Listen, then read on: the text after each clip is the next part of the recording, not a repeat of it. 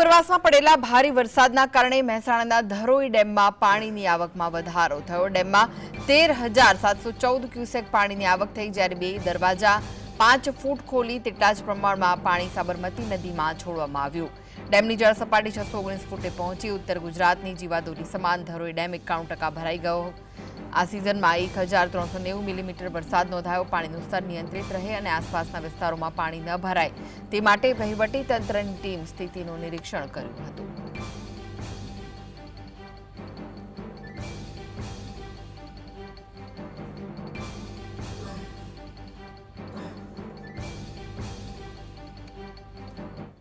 તો વધુ વિગતો માટે જોડાઈ ગયા છે સંવાદદાતા સંકેત। જે રીતે ભારે વરસાદ વરસ્યો છે, ધરોઈ ડેમમાં પણ પાણીની આવકમાં વધારો થયો છે, શું વિગતો મળી રહી છે?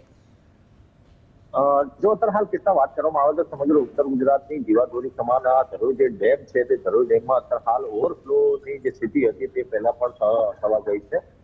પહેલા પણ જે ઉપરવાસમાં જે વરસાદ વરસી રહ્યો હતો 1 લાખ ક્યુસેક કરતા પણ વધારે જે વરસાદ પાણીની આવક થતી હતી, તેની સામે 1 લાખ ક્યુસેકની આવક પાણી છોડવાની તજવીજ હાથ ધરવામાં આવી હતી। 10 જિલ્લાઓને હાલ રેડ એલર્ટ પણ આપવામાં આવ્યો હતો, પરંતુ ગઈકાલે જે વાત કરીએ તો ઉપરવાસમાં જે વરસાદ હતો તેની આવક અચાનક ઘટી હોવાને કારણે ડેમ ખાલી ન થઈ જાય તેના અનુસંધાને તમામ દરવાજા બંધ કરવામાં આવ્યા હતા। અને જો વાત કરીએ તો આ જે સમગ્ર બાબત છે તેમાં હાલ 13,000 ક્યુસેકની જે આવક થઈ હતી તેના અનુસંધાને હાલ આવક જે કરવાની હોય છે તેમાં 2 દરવાજા ખોલવાની ફરજ પડી હતી। ધરોઈ ડેમ અત્યારે હાલ સંપૂર્ણપણે ભરાઈ ચૂક્યો છે। 91% કરતા પણ વધુ જે ડેમની સપાટી છે તે 91% સમથિંગ થઈ ચૂક્યો છે। 621 ફૂટની જે ભયજનક સપાટી છે તેને ઘટાઈ ના જાય તેના અનુસંધાને છે 619 ફૂટ સુધી હાલ પાણી સકોસક ભરાઈ ચૂક્યું છે।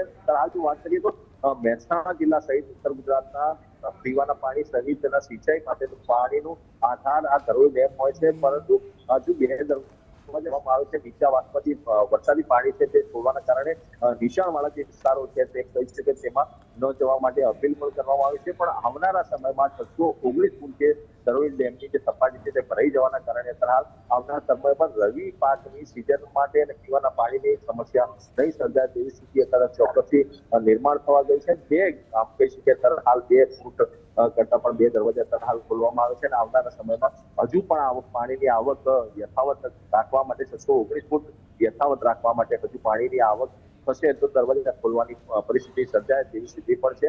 પરંતુ હજુ પણ જે ઉપરવાસમાં વરસાદ હવે ધીમે ધીમે ઘટી રહ્યો છે તે જોતા હવે ડેમ 619 ફૂટ સમયાંતરમાં યથાવત રાખવામાં આવશે તેવો હાલ સૂત્રો દ્વારા માહિતી પ્રાપ્ત થઈ છે। સંકેત, શું જે નીચાણવાળા ગામો છે તેમને એલર્ટ કરાયા છે, અને જો એલર્ટ કરાયા છે તો કયા કયા ગામોનો સમાવેશ થાય છે?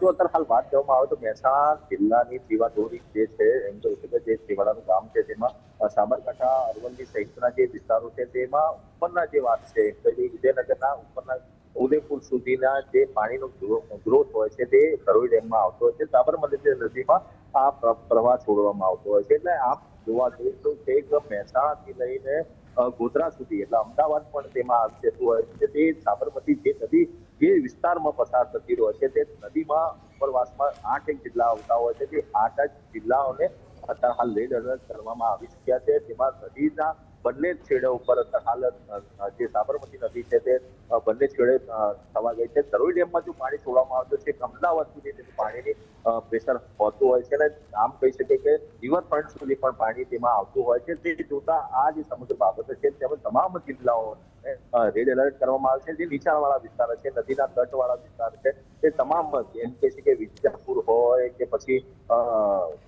આમ કહી શકીએ કે વિજાપુરથી આગળના પટ્ટાની જો વાત કરવામાં આવે તો તમામ જે નદી કાંઠાના જે વિસ્તારો છે તેમાં બંને છેડે હાલ જે સાબરમતી નદી છે તે પસાર થવાના કારણે આવનારા સમયમાં તેને એલર્ટ પણ આપવામાં આવ્યું છે। પહેલા પણ છે એટલે નદી કાંઠા વિસ્તારમાં સપ્તેશ્વર સહિતના જે વિસ્તારો છે તેમાં ન જવા માટે સૂચન પણ અત્યારે હાલ કરવામાં આવ્યું હોવાનું જાણવા મળી રહ્યું છે। જી, આભાર સંકેત સમગ્ર માહિતી